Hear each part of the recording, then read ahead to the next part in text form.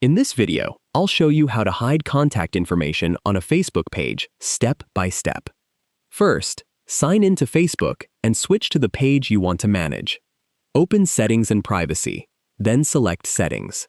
Look for Page Information, Contact Information, or the About section, depending on your Facebook version. Find the phone number, email address, website, or other contact details you want to remove or hide. Edit the information and delete the details you don't want displayed publicly.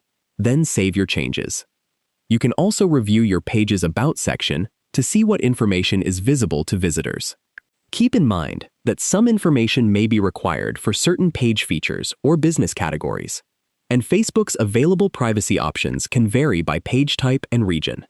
If you still want customers to contact you, consider keeping a Send Message button while removing your public phone number or email address.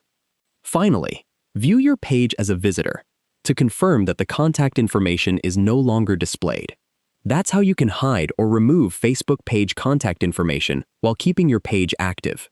If you found this video helpful, please like the video, subscribe to the channel, and turn on notifications for more easy Facebook tutorials. Thanks for watching.